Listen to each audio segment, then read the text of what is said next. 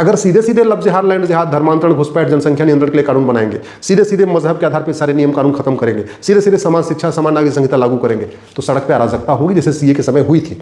समाधान क्या है? समाधान यह है, सबसे पहले जुडिशियल रिफॉर्म किया जाए, कोई विरोध नहीं करेगा। पुलिस रिफॉर्म किया जाए, कोई विरोध नहीं करेगा। एडमिनिस्ट्रेटिव रिफॉर्म का कोई विरोध नहीं कर सकता। सिटीजन चार्टर लागू करें, पुलिस चार्टर लागू करें, जुडिशियल चार्टर लागू करें, जस्टिस विद इन ईयर लागू करें, कोई विरोध नहीं करेगा। भ्रष्टाचारियों की 100% फांसी, संपत्ति जब्त करने, नागरिकता खत्म करने के लिए कानून बनाए, कोई विरोध नहीं कर सकता। नशा तस्करों की 100% प्रॉपर्टी जब्त करने, नागरिकता खत्म करने के लिए कानून बनाए, फांसी देने के लिए कानून बनाए, कोई विरोध नहीं कर सकता। 100 रुपए से बड़ी नोट बंद कर दें, कोई विरोध नहीं करेगा। 5,000 रुपए से महंगे सामान का कैश लेन देन बंद कर दें, कोई विरोध नहीं करेगा। 50,000 रुपए से महंगी प्रॉपर्टी को आधार से लिंक कर दें, कोई विरोध नहीं करेगा। ये हुआ जुताई, गुड़ाई, निराई, खरपतवार की सफाई। और जैसे ही हमने संपत्ति को आधार से लिंक किया, काला धन, बेनामी संपत्ति, आय से अधिक संपत्ति 100% जब्त करने और भ्रष्टाचारियों को, जिसके पास ज़्यादा संपत्ति, आय से अधिक संपत्ति, उसको फांसी देने के लिए कानून बनाया, 90% पॉलिटिकल पार्टियां खत्म हो जाएंगी, 90% पाखंडी सफ़ेद पोस्ट भाग जाएंगे। ये तौकीर रजा टाइप के लोग, ये भी भारत छोड़ के भाग जाएंगे। कश्मीर में बहुत सारे बैठे हैं, ये भी भारत छोड़ के भाग जाएंगे। जितनी वंशवादी पार्टियां हैं, ये अपनी दुकान बंद करके ऑस्ट्रेलिया या कनाडा चली जाएंगी। इन्होंने अपने वहाँ फार्म हाउस वगैरह बना रखे हैं। जब ये हो जाए, उसके बाद सरकार कोई भी लफ्ज़ जिहाद के खिलाफ कानून बनाए, किसी की जरूरत नहीं है सड़क पर उतरने की। लैंड जिहाद के खिलाफ कठोर कानून बनाए, किसी की जरूरत नहीं होगी लैंड सड़क पर उतरने की।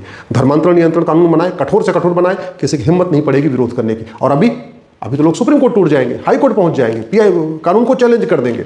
कानून को जहां तक चैलेंज होती है, ये सब फॉरेन फंडिंग से होती है। फॉरेन फंडिंग को रोकने का तरीका एफसीआर खत्म करना पड़ेगा। अंदर 100 रुपए से बड़ी नोट बंद करेंगे तो हवाला बंद हो जाएगा। 5,000 रुपए से महंगे सामान का कैश लेन देन बंद करेंगे, ब्लैक मनी खत्म हो जाएगी। और बाहर से एफसीआर खत्म करेंगे, बाहर की फंडिंग बंद हो जाएगी, तो सरकार जो कानून बनाएगी उसको लोग सुप्रीम कोर्ट में भी चैलेंज नहीं करेंगे। नहीं तो अगर बाहर से फंडिंग नहीं बंद हुई, अंदर से हवाला नहीं बंद हुआ, तो जो भी सरकार कानून बनाएगी एक बार उसको चैलेंज जरूर किया जाएगा।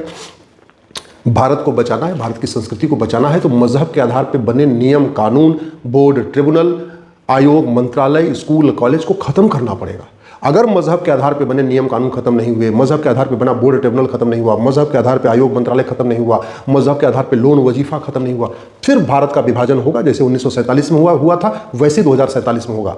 अगर हमने लफ्ज़ जिहाद, लैंड जिहाद, धर्मांतरण, घुसपैठ, जनसंख्या नियंत्रण के लिए कठोर कानून नहीं बनाया, तो फिर वही होगा जो 1947 में हुआ था। इसलिए मैं हाथ जोड़ के निवेदन कर रहा हूं, पार्टियों की गुलामी छोड़िए, नेताओं की गुलामी छोड़िए, खुल के सच लिखिए, खुल के बोलिए, खुल के अपने सांसद विधायक से चर्चा करिए, खुल के सोशल मीडिया में लिखिए, क्योंकि ये बात हमारी नहीं, हमारे बच्चों की है, हमारे आने वाली पीढ़ियों की है। हमारे सनातन बचेगा, धर्म बचेगा, डेमोग्राफी में जो बदलाव होता है ये रुकेगा, हमारी आने वाली पीढ़ियां बचेंगी। नहीं तो आज के नेता, अभिनेता, लेखक, बुद्धिजीवी, पत्रकार, कलमकार 25 साल के बाद आपके बच्चों को बचाने नहीं आएंगे, लेकिन जिन कानूनों की मैं बात कर रहा हूं ये आपके आने वाली 25 पीढ़ियों को बचाएंगे।